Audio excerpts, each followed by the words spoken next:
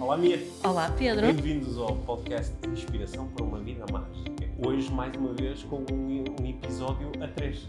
Exatamente. Temos connosco a Catarina. Olá, Beato. Catarina. Eu já sonhei convosco, portanto isto é mesmo a 3, é mesmo a 3. Muito bem. Sim. E temos muitas perguntas para fazer à Catarina. Sim. Acho que vamos ter aqui uma conversa bem inspiradora. Decidimos que tu tinhas aí uma pergunta para começar, Sim, não é? sim, que tem precisamente a ver com o nosso podcast, é o Inspiração para uma Vida Mágica. E nós, ao longo dos nossos episódios, discutimos muitas vezes o que é isso da inspiração. E quando eu estava a aprender um bocadinho sobre ti, sobre o teu trabalho, encontrei muitas pessoas a referirem-se a ti como inspiradora, a referirem-se aos teus textos como inspiradores.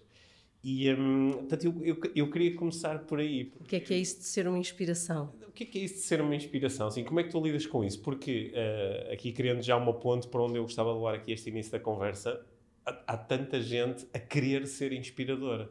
E quando eu leio a forma como tu te apresentas e como descreves um bocadinho o trajeto da tua vida, a inspiração parece que não era um objetivo, foi uma consequência. Não era de todo, de todo. Tudo isto que tem vindo a acontecer, eu acho que é positivo e eu agradeço imenso as oportunidades que surgiram associadas a isso, mas nunca foi de todo o meu caminho ou o meu objetivo.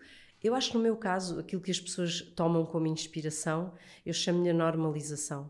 Ou seja, eu sou uma pessoa que tento sempre dar aos outros aquilo que gostava de ter recebido ao longo da vida, que é o perceber que a maioria das nossas histórias são normais. E muitas vezes nós queremos seguir um caminho muito certinho porque o tomamos como aquele que tem que ser seguido, o caminho certo, que é se calhar o estudar, ter as boas notas, o encontrar alguém, o casar, o licenciar-me, isto tudo por uma ordem também muito certinha. E às vezes a vida não é assim. E às vezes nós fazemos as coisas que não estão nos livros ou fazemos as coisas de outra maneira e isso é normal. E as coisas, está tudo bem na mesma. E acho que a inspiração ou que aquilo que as pessoas tomam em mim como inspirador não é mais do que quando leem qualquer coisa do que eu escrevo pensam, caramba, pronto, ok, eu sou normal. Ou seja, as coisas que tu escreves ressoam.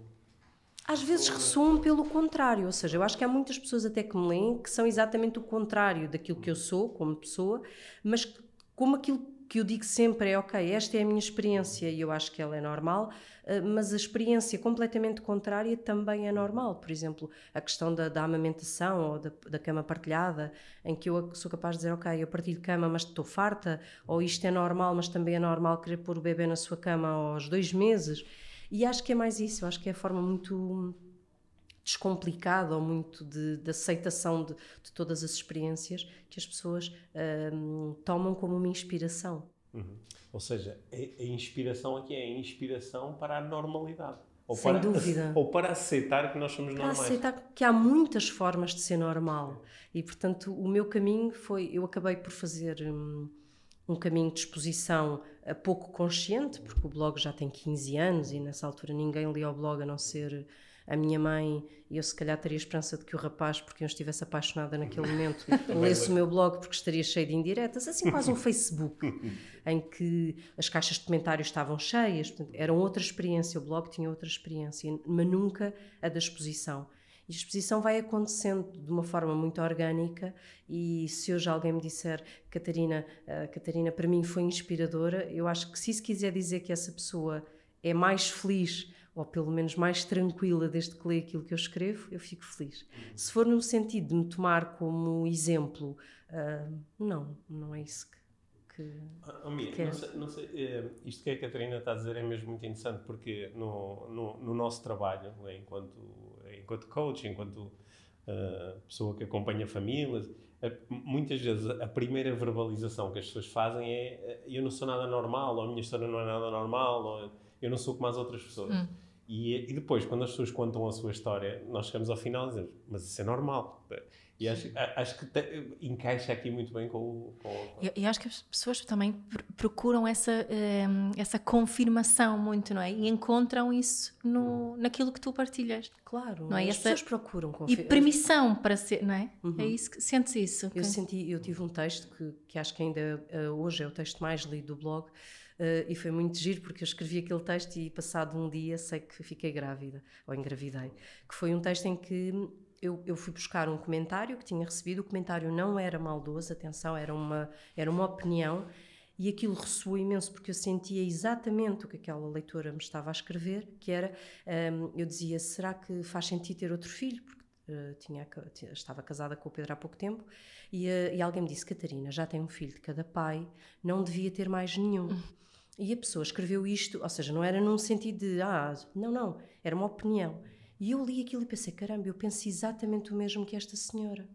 E aquilo, pensei, mas por que não? Quer dizer, porque é que a minha vida há de estar confinada ao facto de eu achar que se tive 2 relações e 2 filhos, isso impede de ter a terceira, e escrevi um texto sobre isso?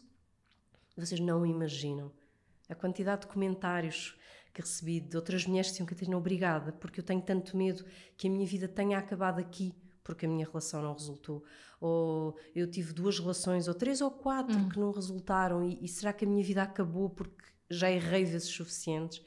E recebi tantas pessoas que me diziam, Catarina, obrigada por dizer que a Catarina sente isso. Ou seja, não era porque os outros estão a dizer mal de mim, não, era eu tinha esse preconceito em relação à minha vida. Eu sentia que não tinha permissão para ter outro filho porque já tinha errado vezes demais. E o facto de eu sentir que outras mulheres sentiram essa aceitação, como dizer, essa confirmação, essa validação do não tenhas medo, está tudo bem. Isso para mim é o que vale a pena nesta coisa de me expor. E depois logo a seguir engravidaste. Eu engravidei no dia seguinte, ou passado 2 dias, portanto aquele texto foi assim um desbloqueio.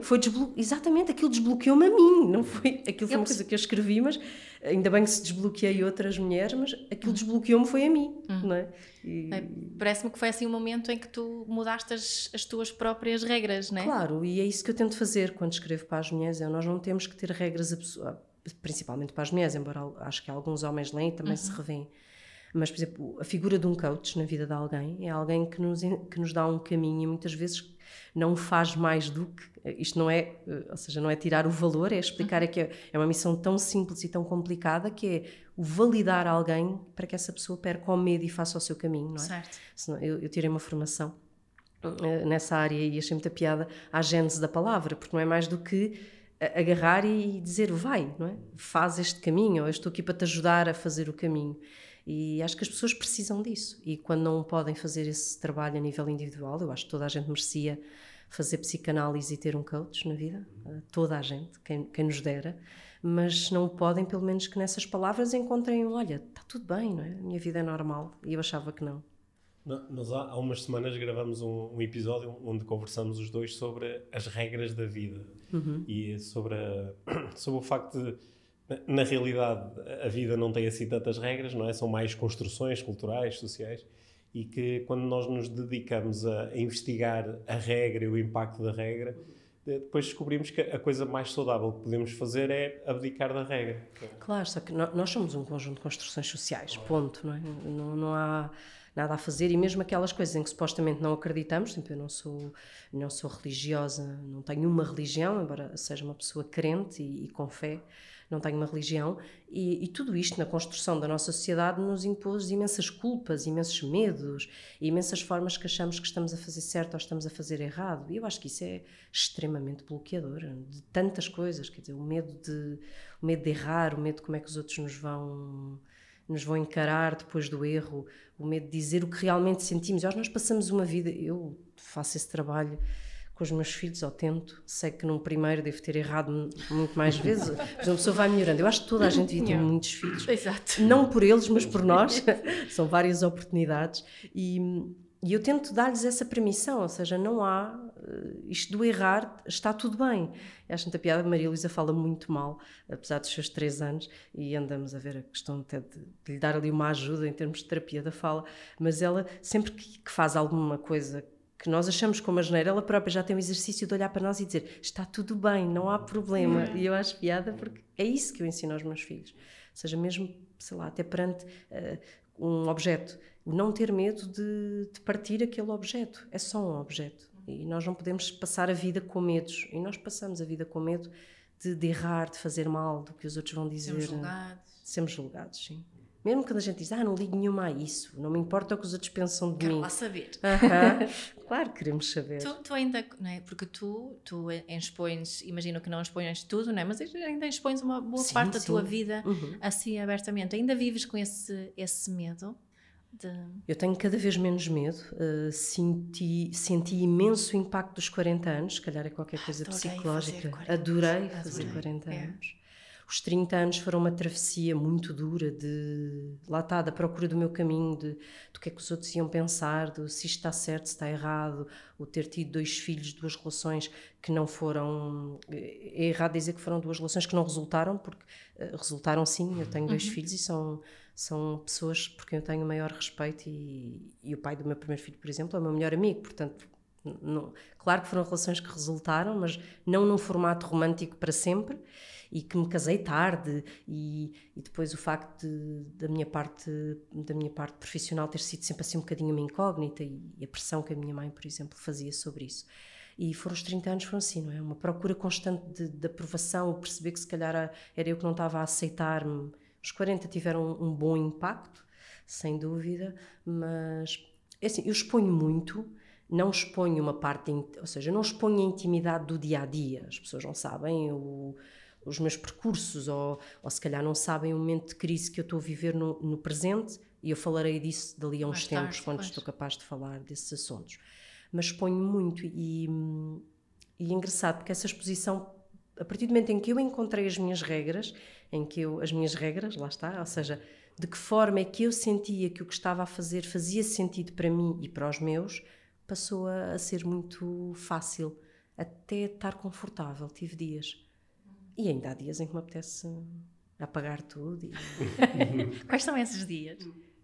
Não sei, mas há dias em que me apetece. Há dias em que olho para lá está, se calhar para o feed do Instagram e penso, será que isto faz sentido? Será que...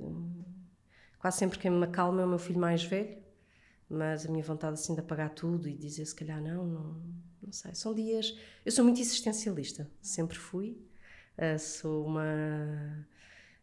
lembro-me que li Virgílio Ferreira, li a Aparição no 12º ano porque era obrigatório, e devo ter estado deprimida por aí uns 4 meses, porque fiquei a pensar, ok, então eu tenho que justificar a vida perante o facto de que vou morrer.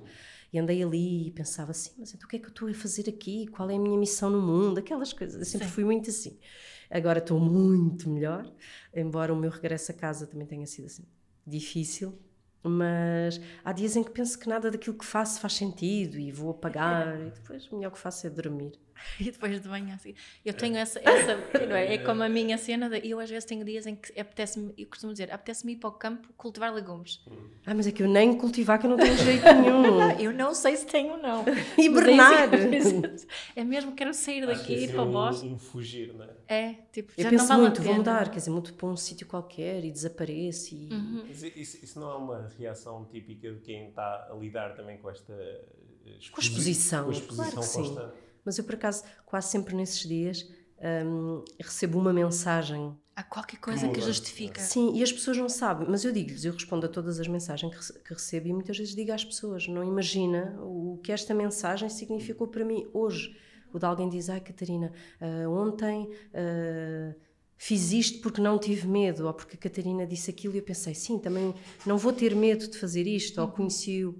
Catarina, estou tão apaixonada, conheci o meu namorado e conheci-o através de uma rede de encontros, porque pensei, então, mas a Catarina conheceu o marido no Tinder, porque é que eu não hei de me inscrever? Ou outra coisa qualquer. Eu penso, ok, vale a pena. Ou quando o meu filho mais velho me diz que tem muito orgulho em mim,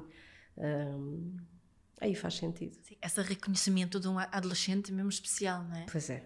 Então, sabes que eu tenho uma grande admiração pelo vosso trabalho, e a questão... Há muito pouca gente a falar na adolescência. Sim. Muito pouca. E eu sei porquê, não é?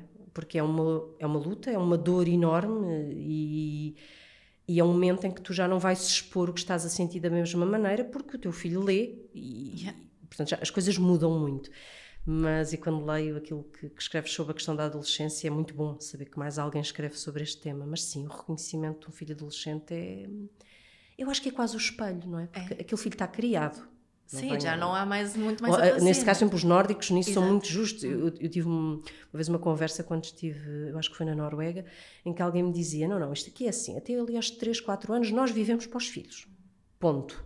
Se eles querem passar 1 hora a fazer um percurso de 10 metros, ali estamos, paramos para ver cada flor. A partir fazem 15, 16 anos, estão criados, podem ir à vida deles. E eu agora percebo, os valores estão passados. E, portanto, se um filho adolescente nos dá a validação, é quase como nós estarmos a validar aquilo que fizemos ao longo da vida, não é? Yeah. Eu sinto aí que aí a amizade que se criou torna-se tão importante. E algumas pessoas não concordam comigo em relação a isso, né? Mas para mim vejo aí quão importante é ser também amiga dos meus claro, filhos. mas assim, as pessoas confundem porque eu acho que existe uma certa confusão em que na amizade não há regras, ou não há crítica, ou não há... Claro que há, até com um amigo. Quer dizer, eu não sou amiga de alguém ao ponto dele estar a fazer a maior asneira do mundo e de eu lhe dizer vai que eu sou muito tua amiga. E portanto isto passa para um filho. O facto de eu ser amiga ou o meu filho ser meu amigo não invalida o facto de eu lhe dizer não concordo, não vou permitir que faças isto ou aquilo. Agora a questão é que o que é não permitir a um filho de 15, 16 anos não fazer seja o que for? Que impacto verdadeiramente é que nós temos na vida de um filho dessa idade? Em termos de não permissão, a dizer, não fazes. E ele não vai fazer. Exato. Claro que vai. Portanto, aí já é a amizade, o respeito... A honestidade. A honestidade. Para isso, eu digo muitas vezes, se há coisa que me deixa feliz é os meus filhos não me mentirem. Portanto, no fundo, então, na tua vida, na tua família, em ti, há muito espaço para a verdade. Há muito espaço para a verdade. Custe ela o que custar. E muitas vezes, com a minha mãe, se calhar é uma luta maior, porque tivemos outra história, mas eu sou muito pela verdade. Até pela verdade, sabes, tu estás de mau humor. E eu acho que não tens que ser nem ríspido, nem mal educado quando estás de mau humor. Mas porquê que has de fingir que estás bem naquele dia só para agradar aos outros? Porque é que não te está de ser permitido? Eu hoje estou de mau humor. Deixem-me estar. Exato. E esse espaço, sim, com os meus filhos, total. Com o meu marido, dele para mim e deu para ele, total. Na relação com os filhos também tem sido uma aprendizagem, porque são os meus, os teus e a nossa. E agora que fui viver em 4 gerações na mesma casa, vamos tentando, mas sim, sou muito pela verdade. E, por exemplo, eu não comemoro o Natal, é uma coisa que as pessoas ficam sempre, como é que fazes isso à tua família? E eu penso, não é uma questão de fazer à família. Se eu estiver em casa da minha mãe e a minha mãe fizer a ceia de Natal, eu estou à mesa. Isso não quer dizer que eu vá fazer compras de Natal se eu não gosto desse ritual. Portanto, eu sou a favor da verdade, sim. Eu acho que esse é o meu resumo. Sim, eu estava a pensar, ouvi-te a falar agora, porque eu acho que é isso que resumo quando eu te leio. É isso também, não é? Está ali a verdade. Aquilo que estávamos a falar há bocado como normal é mais do que isso, é a verdade. Sim, às vezes custa um bocadinho, não é? Porque a verdade não é assim tão bem vista. Sim, não fomos habituados a não. falar a verdade. O meu pai faleceu, eu tinha 24 anos.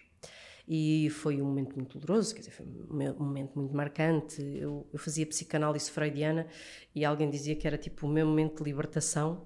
E sim, mas é também o momento em que tu és deixada no mundo. E eu era a filha única, a menina do pai e tudo isso.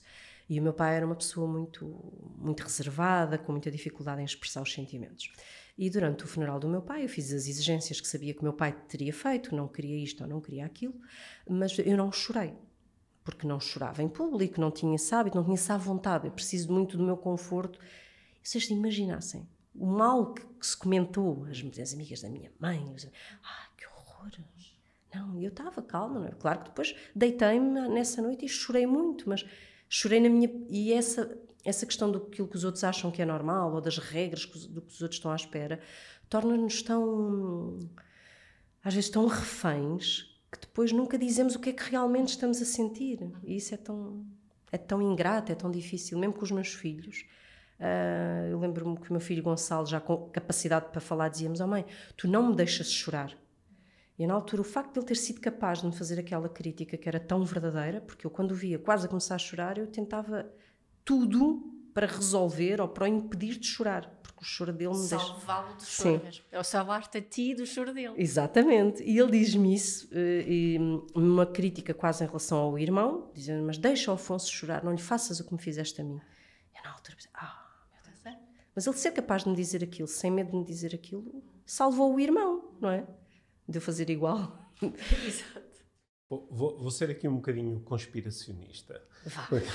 A 3 tem que haver um para... Conspiracionista no sentido que, enquanto eu te estou a ouvir alguém que se conecta mais com o que é que eu estou a sentir agora, né? O que é realmente importante para mim, e menos com o que é que era suposto eu fazer, ou o que é que a sociedade me diz que eu deveria fazer, ou como é que eu deveria lidar com isto. E aqui entra o meu lado conspiracionista, que é, para a maior parte das pessoas, isso é muito assustador. Porque quando alguém se conecta mais com os seus sentimentos e com a sua verdade, e menos com o que é suposto fazer, essa pessoa deixa de ser controlável, não é? Porque deixa de ser previsível.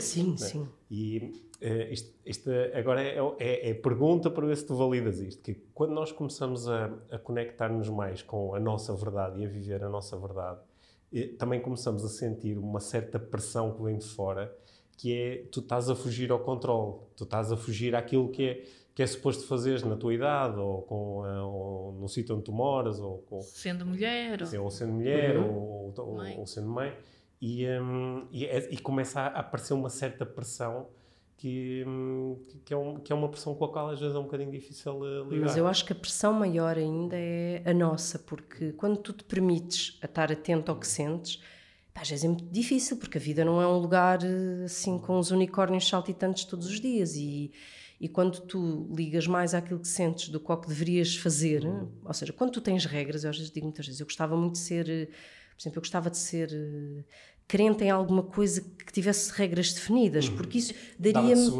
dava-me segurança. Eu às vezes sinto-me um bocadinho sem rede, porque como sou muito atenta e muito àquilo que sinto, às vezes é cansativo,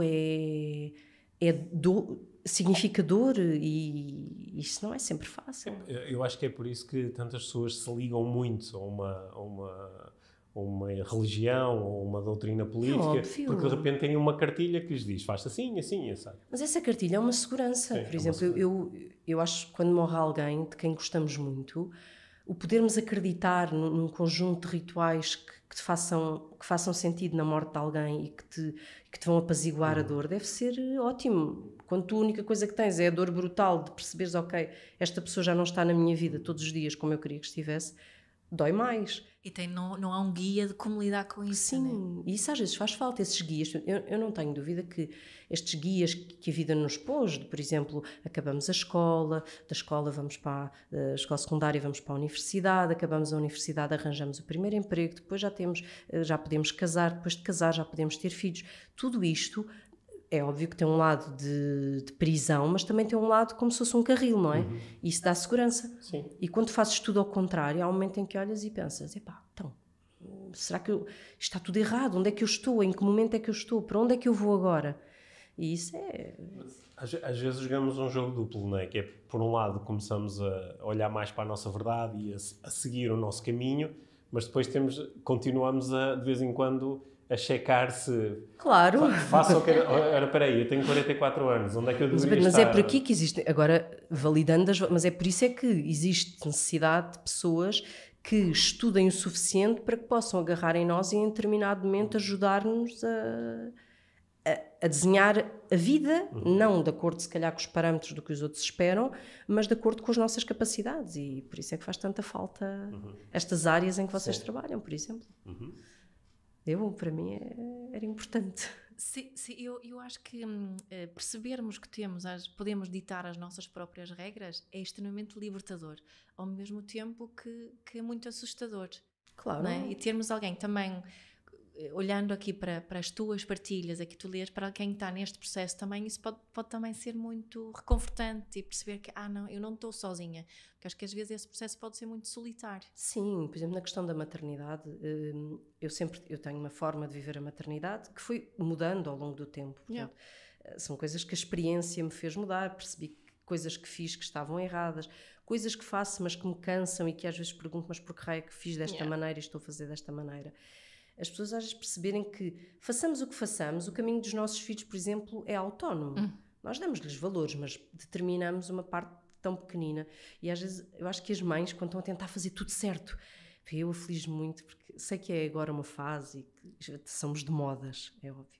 Mas agora estamos numa fase em que dá-se imensa importância, quando eles são muito bebés, fazer imensas coisas, atividades sensoriais e Podes ouvir música clássica. Sim, só podem ouvir música clássica, atenção à questão de mexerem nos telefones, agora cuidado com isto. Só brinquedos de madeira. De madeira e todas essas coisas. Eu percebo a teoria que está por trás disso, ok? Mas a pressão que isso é para alguém que acaba de ter um filho. Sim.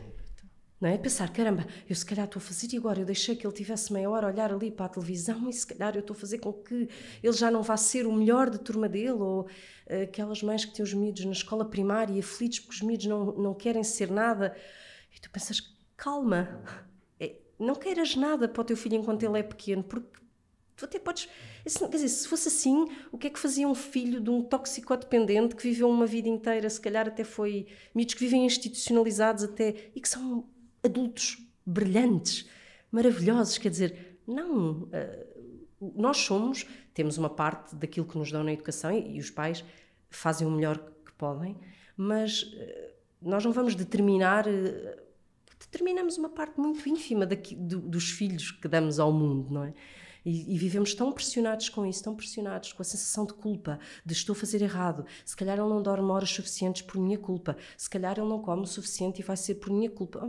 Quer dizer, eu posso ter um filho a quem só dei brócolos e a comida toda certa e ele sai masmático, e tenho um miúdo que faz tudo errado e que é o puto mais saudável. Nunca fica doente. Nunca fica doente. Então, muitas vezes estas coisas são os pais...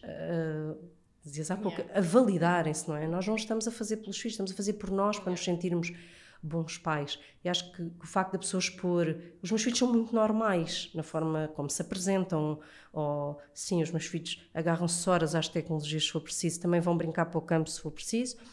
E o facto de eu mostrar isso, eu acho que deve haver mães que pensam, ok, a criança tem um brinquedo de plástico e sobreviveu. E nós não somos, nós não temos os horários que temos nos países nórdicos, portanto, não podemos, infelizmente, portanto, não podemos de repente, por exemplo, agora existe muitas mães que largaram os seus empregos e que podem estar até aos 3 anos com os filhos. Caramba, mas depois temos não sei quantas mães que aos 4 meses têm que se apresentar no seu emprego. E elas não estão a boicotar o futuro dos filhos no momento em que fazem isso. E há quem quer mesmo, também. Claro, e há quem largue tudo e diga, não, eu quero ser mãe a tempo inteiro. E também não está a boicotar nem o filho nem ela. E as pessoas têm que perceber isso, é que todas as formas de vivermos as nossas experiências, está tudo bem, não vamos estar a determinar quem é que vai ser. Às vezes nesse processo também esquecemos uma coisa importante, que é quando eu estou sempre estressado porque o meu filho só pode ter os brinquedos de madeira, eu tenho que ter esta experiência, eu tenho que ter aquela experiência, e eu esqueço-me que, de facto, neste processo eu estou a ensinar alguma coisa ao meu filho, estou-lhe a ensinar a ser ansioso, estou-lhe a ensinar a sentir-se culpado, porque são essas as emoções que eu estou a sentir. Exemplo, e essa situação, vocês falam disso, por exemplo, a questão do mindfulness, que vocês escrevem, falam muito que não é mais, ou seja, de uma maneira muito simplificada a vida das pessoas, era as pessoas conseguirem estar presentes no momento presente. E às vezes o facto pode ser mesmo só estar aninhado ao filho, aninhado só, sem pressão, sem se calhar... Só porque é bom. Só porque é bom, a darmos miminhos. Sim, e posso estar a ter um momento de presença e de conexão enquanto estou a comer no McDonald's. Exatamente, ou enquanto, atenção, eu tenho momentos de conexão brutais com o meu filho do meio, nos 2 minutos antes de dormir em que vemos um vídeo num canal só em que fazem receitas, que é o Taste.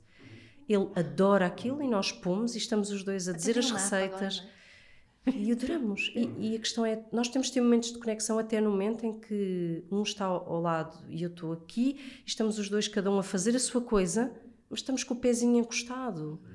Ou no fim partilhamos qualquer coisa, falamos sobre aquilo. Portanto, há tantas formas de estarmos ligados e de vivermos o momento e de respirarmos fundo. É como querer ter um momento romântico e para isso ter que haver um jantar fora, o cheiroso, estarmos com a roupa certa, no momento certo, com a música certa. Não, e as pessoas põem muita pressão nos momentos. Muitas expectativas, não é? Muitas expectativas, mas eu acho que isso é um bocadinho... Não sei se... Eu não conheço outros países e outras realidades, mas esta questão das expectativas e deste tudo é muito latino. Eu acho que é muito latino. Nós pomos muita... Há todo um floreado e todo um desenho de tudo o que é perfeito para nos permitir ter o outro momento perfeito. Não é? Para o Natal ser perfeito é preciso estar toda a família, a mesa estar decorada, a comida estar toda em cima da mesa. E se calhar Natal é outra coisa qualquer. Nós também carregamos ainda, assim, culturalmente carregamos a herança judaico-cristã, não é? Muito. Porque nós estamos aqui para sofrer. Não é? E, portanto, para termos um momento assim bom, temos que trabalhar muito. E não o merecemos. Nunca o merecemos inteiramente. Vão ser castigados se não fizerem bem. E, portanto, temos dificuldade, acho que assim, de uma forma geral, temos dificuldade em aceitar que os momentos bons podem chegar enquanto estou com o meu filho a ver um vídeo. Okay? Sim, e que os momentos bons não são... Eu acho que o bom não é... Eu, no meu livro, no Ser Feliz Todos os Dias, falo muito isso, que é nós achamos sempre que o bom envolve um fogo de artifício, é uma coisa assim... Sim. Para lá do extraordinário. Às vezes o bom é uma coisa super normal. Sim. Ali mesmo no mediano. E é bom. Porque às vezes o bom é... Sei lá, eu digo isto em relação às notas, que eu lembro-me que a nota que melhor me soube na vida, enquanto andei na faculdade, foi um 10. Um 10, portanto, de 0 a 20. Bem, ninguém imagina que quando a professora... Eu nunca mais saí à pauta, eu fui bater à porta lá do gabinete de matemática e disse: professora, por favor, diga-me a minha nota. E lembro-me dela estar assim com a régua à procura do nome e dizer-me: teve 10. E eu pensei: uau, 10. E às vezes a vida é um 10. E é um 10 que sabe mesmo bem. E as pessoas estão sempre à espera do 20. E depois o 20 nunca chega e nós estamos sempre frustrados. E a vida às vezes é mesmo só um 10. Só que o 10 é mesmo... é saboroso. Às vezes é o que me apetece. Assim, uma cena... Estávamos a falar disto há bocado, não é? Só nos apetecia estar em casa a fazer nada. Sim, ou dar a mão e estar ali a... Sei lá, eu e o meu marido gostamos de ir ao supermercado. E há uma coisa muito tipo, as pessoas pensam: mas vocês têm meia hora juntos e gostam de ir ao supermercado. Gostamos. E estamos ali nos corredores a escolher o que é que nos apetece e aquilo é tão... Aos olhos, se calhar, dos outros é tão mediano e aquilo é tão bom. E acho que as pessoas aproveitam um pouco isso. Eu, por exemplo, gosto muito do momento de ir levar os nossos filhos ao treino. Assim, o ir e voltar, aqueles 15 minutos no carro para lá e para cá, são... Adoro E eu que adoro estar no carro, quando estaciono, antes de ir para casa, se não tiver mais ninguém no carro, os miúdos, eu adoro ficar dentro do carro. E o meu marido, quando me conheceu, dizia: mas que raio de hábito, que coisa detestável. Eu só dizia: não tem mal, tu podes sair, mas deixa-me estar aqui. Adoro estar 5 minutos dentro do carro. Também faço isso. Ali, às vezes estou só parada a olhar para a volta e é isso. Eu acho que as pessoas se normalizar como inspiração. Eu acho que nós estivemos mais atentos a esse lugar bom que é o ser normal, o estar tudo bem. Às vezes estariam se calhar mais atentos para inspirações maiores. As pessoas querem muito... Agora tive assim, uma memória espetacular. Quando eu era miúdo, o meu pai lia o Jornal Notícias. Tinha aquele formato grande. Gigante. E o meu pai lia o jornal na casa de banho. Ia à casa de banho e levava o jornal. E estava imenso tempo na casa de banho. Sim. E eu lembro-me das vezes a minha mãe protestar um bocadinho, dizer: o teu pai está na casa de banho, vai estar na casa de banho. Mas lá está, aquele era um momento bom para ele. Claro, de prazer, exato. Era um momento espetacular. Claro que era, porque está fechado, porque ninguém vai interromper o momento escatológico da vida de alguém, mesmo que seja só o jornal aberto. O meu pai também fazia isso, e só fumava um cigarro por dia, naquela altura, e era na casa de banho com o jornal. Eu ao meu marido não lhe posso tirar, tanto que é a coisa que ele mais adora nesta vida, e eu posso pensar: mas que absurdo, mas é o momento dele, é de manhã, ele acorda, é um cigarro, um café e casa de banho. E ele está ali, o tempo dele, e eu sei que aquilo pode parecer a mim, tipo, que raio de desperdício de tempo, mas para ele é um momento prazeroso. Mas o mais inspirador seria se ele fosse ao cantinho de meditação, acendia o incenso. Não, e tinha que estar um altar montado. Exato. E mesmo isso, por exemplo, eu tenho cruzado com professoras de yoga fenomenais, e acho que o yoga, de facto, eu percebo o que dizem com a questão de... Eu não encontro isso no yoga, encontro isso, por exemplo, no CrossFit, mas o facto de haver um momento em que a pessoa só faz aquilo e ter que ser consistente apesar da frustração. Isso é fundamental na vida. Isso é uma coisa que, lá está, o aceitar que vão existir momentos muito chatos em que as coisas parece que não avançam, que parece que aquele movimento não sai, serve isto para o movimento, para a relação, para o trabalho, mas tu não vais desistir naquele momento. E o yoga, como filosofia de vida, mas eu gosto muito dessa ideia, quer dizer, o yoga pode ser feito naquele cantinho completamente manhoso do quarto. E, por exemplo, nisso o crossfit, eu acho que o Pedro também é um amante. Também sou um crossfitter. O crossfit tem isso muito engraçado, que é um bocadinho o desapego do ego. É um lugar onde não há espelhos, é um lugar onde quase sempre são espaços muito despojados. E eu revejo muito nisso, nessa brutalidade do espaço despojado, em que eu, mesmo que não seja a melhor, sei que vão esperar por mim, sei que o meu movimento é adaptado. E eu acho que isso na vida é isso, é perceberes que tudo é adaptado às tuas capacidades e seres um bocadinho despojado do lado mais do ego, não da vaidade. Eu não escrevi um post sobre isso, a vaidade é importante. Eu cresci a achar que não, que era fútil, e cada vez mais acho que a vaidade é importante, é o brio, é tu teres gosto no que fazes, é tu fazeres alguma coisa e pensares, que bom, ficou bonito, eu sou bonita, ou eu fiz isto bem feito e estou muito feliz por isso. E gosto do que fiz. Exatamente. Vamos deixar de falsos. E posso dizer que gosto. E posso dizer que gosto, porque eu cresci numa coisa que é muito... Eu adoro a tradução, porque eu não sabia que isto tinha uma expressão em inglês, e adoro dizer em português, que é o pedir festinhas, quer dizer, não está bonito, ficou horrível, não achas? Só para o outro dizer, não, até está bom. E cá se disseres, não, o meu trabalho está mesmo bom, não está? E a pessoa pensa, vaidoso. Não, vaidade é bom, o ego é mau, porque o ego é o nosso grande inimigo. É aquele que uma relação acaba e nós pensamos, que horror, era mesmo o meu grande amor. Não era, mas como foi ele que acabou, quer dizer, como é que acabaste comigo, que sou a... Ou nos filhos, não é? Olhamos e o nosso filho não é o melhor da escola e nós pensamos, onde é que eu falhei como mãe? Não. Por isso é que ficamos, quando alguém acaba uma relação connosco, tipicamente ficamos obcecados por aquela pessoa. Claro, porque nós já estamos obcecados por nós. Sim, é o nosso ego a gritar pela confirmação. Claro, o ego é o... Esta pessoa tem que voltar para me validar. Eu, quando tomei essa consciência da questão do ego, faço por contrariar, porque acho que de facto é assustador. Mesmo quando treinas, ou quando fazes qualquer prática desportiva, perceberes que de facto é o ego que te impede de manter a consistência, porque tu começas a observar os outros, e no yoga isso é quase ensinado, não se olha para os outros, porque é um processo teu. Até algumas práticas fazem-se de olhos fechados, em algumas escolas. Que é, não olhes para os outros, porque de facto isto é um momento teu, usufrui, porque raio é cá estar, a partir do momento em que comparas, sentes-te menor ou incapaz e salta fora. E nós estamos sempre a fazer isso. E eu faço imenso esforço para contrariar isso, porque eu fui assim a vida toda, fui desistindo de tudo aquilo em que eu não era a melhor. E agora consigo. O Pedro no outro dia percebeu, meu marido gozou, porque eu tinha recebido as notas de um trabalho agora, que eu estou a tirar o mestrado, tinha recebido as notas e tinha tido um 16. E ele percebeu, e eu depois lá percebeu que eu estava a dizer, tive 16. E depois disse, sim, então houve um 18, um 17. E ele dizia, ok, mas eu depois pensei, que disparate. Sim, estou muito contente com o meu 16, mas tive que fazer o exercício, porque já estava a ir ali para a menina, para o meu eu, ali, miúda, em que não era a melhor, e dizia, pronto, não sou a melhor, vou-me embora. Olha, como é que está a ser esse processo? Tu estudaste Economia. Estudei Economia. E a vida levou-te por outros caminhos. Como a mim, que também estudei Economia, e a vida levou-me para outros sítios muito mais giros do que ainda bem, porque há grandes economistas, eu tenho colegas grandes economistas, e ainda bem, eu fui para a Economia porque achava que os economistas eram ricos, iam ser ricos. Segundo, porque tinha o pai de uma grande amiga minha, que era um economista brilhante, na altura era deputado no Parlamento Europeu, e eu admirava-o profundamente, e fui para a Economia. E quando entrei em Economia, logo no primeiro semestre, eu percebi que, enquanto na escola secundária eu era a melhor numa turma de 30, na faculdade eu era a pior numa turma de 50.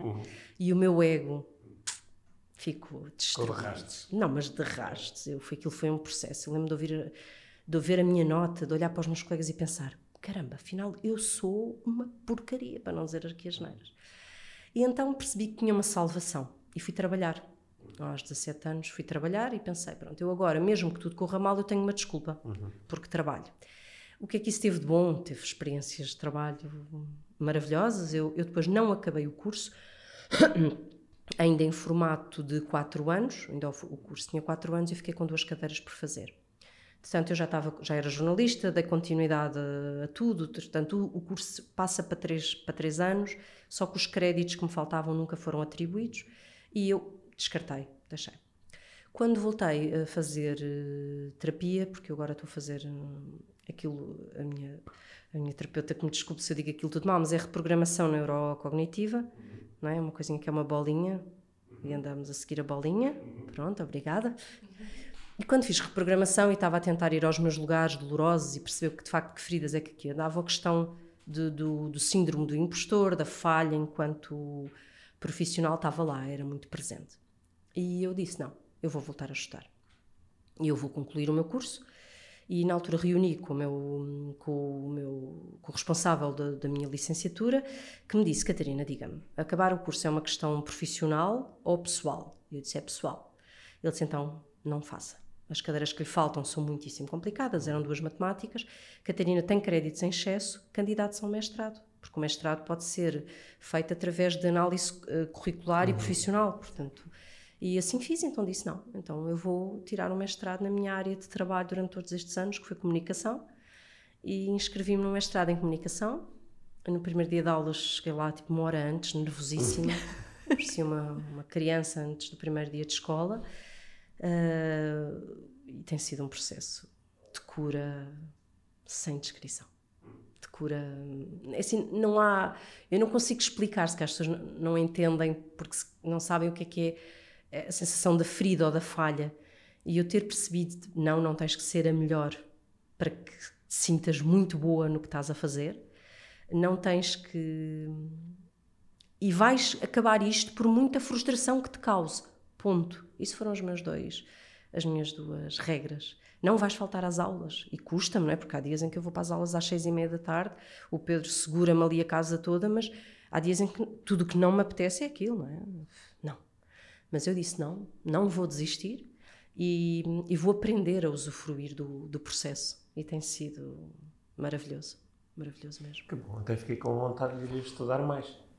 E foi giro mesmo em termos de como mãe, o cruzar-me, eles têm uma idade muito mais próxima do meu filho mais velho, e lembro-me uma vez de estar a desabafar uma preocupação qualquer sobre o meu filho mais velho, depois é que percebi que estava a desabafar a pessoas da idade dele, e eles diziam-me assim, não Catarina, mas isso é normal? E eu, ok, está bem, tens razão. Era 5 minutos assim, o velho, e é giro. Tu até eu li que te definias como a eterna adolescente. Definia-me. Definia-te. Ainda anda ali essa frase. Anda um bocadinho. Eu percebi que isso era uma definição minha muito a fugir do facto do medo de envelhecer. Isso continua a ser, ou seja, quando as pessoas falam da época que marcou a sua vida, há muita gente que diz que é uma eterna criança, porque de facto todas as suas memórias estão muito focalizadas na infância. As minhas memórias estão todas focalizadas na adolescência. Todas. É a minha essência. Se eu procurar, a minha essência está ali. Não é? O que eu sou ainda hoje, aquele bocadinho cá dentro de nós que nunca morre, se calhar na música que ouvimos, naquele momento em que estás a fazer aqueles telediscos que vais a conduzir e consegues fazer uns telediscos sobre a tua vida. Telediscos, eu ainda digo telediscos. Pronto, eu também ainda faço conversão para escudos, portanto assumo. E quando faço isso eu sou uma eterna adolescente nesse sentido. O querer parecer para sempre uma adolescente tem vindo a curar. Aos 30 eu estava muito perdida, pensava, não, que horror. Depois olhava para as minhas fotos e pensava, odeio isto, será que é porque estou mais gorda, que é porque estou mais magra, porque é porque estou isto, que é porque estou aquilo. E depois de repente, não, tu não consegues é ver-te mais velha. E agora já consigo, eu não ri. As primeiras vezes em que percebi que estava a ficar mais velha, sei que rejeitei, e eu já não me faz tanta gosto. Uhum. E acho que a vida é engraçado, não sei se é por etapas, mas no momento em que aceitas que nunca voltarás a ser nova, mas que a vida ainda tem tanta coisa, tantas coisas boas, é muito bom. Sim. Portanto, não. Mas a adolescência é aquilo que me define, sem dúvida. Os meus gostos musicais, os meus lados mais existencialistas. Sim. Eu revejo-me imenso nisso, que até foi comprar umas Doc Martens para me lembrar da minha adolescência. Eu sou a mesma, quando as pessoas falam, mas quem é que tu és? Eu sou aquela miúda que aos 14 anos olhava para o Tejo e as coisas de que eu tinha medo continuam a ser os medos que eu tenho para trabalhar e portanto ali é a minha zona mais fértil em termos de memórias e daquilo que me define, é a adolescência. Se calhar por isso é que eu achava que ia ser a mãe mais cool do mundo quando tivesse um adolescente, e quando percebi que era um bocadinho diferente na prática e na teoria, vivi o meu choque. Porque o teu filho foi viver para fora. Sim, agora já na fase boa, sem dúvida. O meu choque com a adolescência do Gonçalo deu-se ali aos 14 anos, quando eu percebi que ele já não era o meu bebê, quando percebi onde é que eu tinha errado em algumas coisas, de que forma é que ele era o adulto, ou seja, ele seria um adulto que onde eu tinha passado, não é? Onde eu fui uma parte importante para a vida dele. Eu aí foi um choque. Eu ali os 14 anos do meu filho Gonçalo foram difíceis, muito, para mim. E depois o Gonçalo, aos 16 anos, decidiu estudar para fora, e foi o meu setembro do ano passado, foi um mês de muita transformação. Foi o mês em que decido sair de Lisboa para voltar para o pé da minha mãe, portanto voltar às origens, em que deixei o meu filho a viver a tantos quilómetros de distância, e eu acreditar que não, está tudo bem. E foi bom. Foi um bom desafio. Epá, sim, só que foi tão engraçado que há aqueles momentos em que a pessoa consegue dizer o antes de e o depois de, não é? E foi tão bom, mas eu passei 5 dias a chorar, e eu não choro com facilidade. E fui levá-lo, não chorava quando estava ao pé dele, mas passei 5 dias a chorar. Eu mandava, às vezes, falava com o meu marido por o telemóvel, disse: "Estiveste a chorar outra vez?" E disse: "Estou, deixa-me estar." Não, e estava numa altura de aceitação, porque eu tenho perturbação obsessiva compulsiva, tinha decidido largar a medicação, claro, com a minha médica, e foi um momento de voltar a sentir todas as sensações a 100%, mas perceber que estava tudo bem. E isso foi... Sim, mesmo presente. Sim.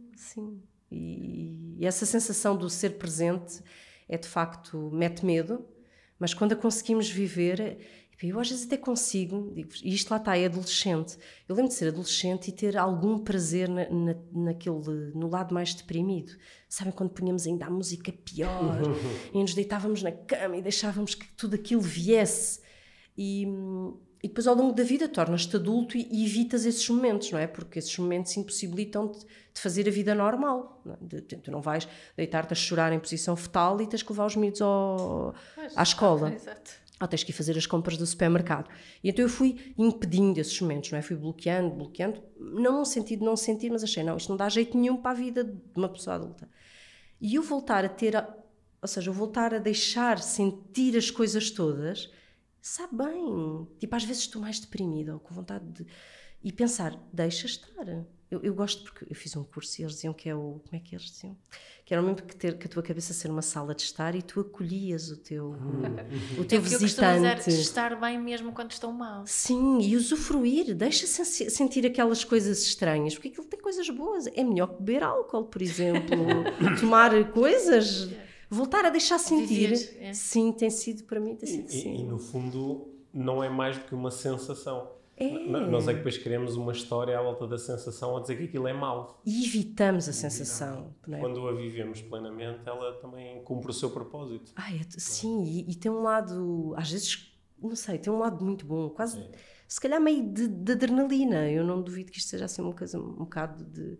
Deixa-me voltar a ter as sensações, mas acho que as pessoas às vezes sentirem isso a tempinho, não é? Obviamente estar deprimido e não conseguir, lá está, saltar de uma sensação para outra. Isso aí a pessoa tem que perceber o que é que se passa, pedir ajuda, mas às vezes as sensações não são mais do que isso, não é? Vai e voltam, estão cá, vão-se embora, vem outra. E quando é assim, eu acho que é uma montanha-russa agradável. E eu tenho gostado de me voltar a entregar a ela. Sim. No fundo, penso que estás a falar de nos darmos permissão para estarmos como estamos. Sim, e perceber que isso não é ser infeliz. Não, é ser. É ser. Sim, sim, é muito bom. Bom, olha, estamos a chegar aqui ao final da... eu não olhei para o relógio, eu entreguei-me a vocês, eu nem mexi no telemóvel este tempo todo. Estamos a chegar aqui ao final da nossa conversa. Mas eu vou tirar, não é que vou tirar uma foto. Vocês estão a falar, esperem. Temos mais uma pergunta, Catarina. Ainda? Não vais embora sem a última pergunta. Olha, nós terminamos as nossas conversas com convidados sempre com a mesma pergunta. E eu acho que ao longo da conversa foste dando imensas pistas de qual poderá ser a resposta para esta última pergunta. A pergunta é, o que é para ti uma vida mágica? Já dei bem. Isso é percebermos que essa coisa da montanha russa, das sensações, é muito bom. Não tem, sem medo. Vivermos as neuras, assumindo que deixa-me ter a minha neura, vivermos a felicidade sem termos medo de agora estou muito feliz e se calhar daqui um bocadinho vou estar muito infeliz, e vivermos, sim, para mim isso é uma vida mágica. Ok, que bela definição. Obrigada. Obrigado pela generosidade de partilhares aquilo que sentes e aquilo que aprendes. Obrigada. E tem em mim uma vossa fã e uma vossa ouvinte, portanto estou aqui com muito orgulho. Obrigado. Obrigada.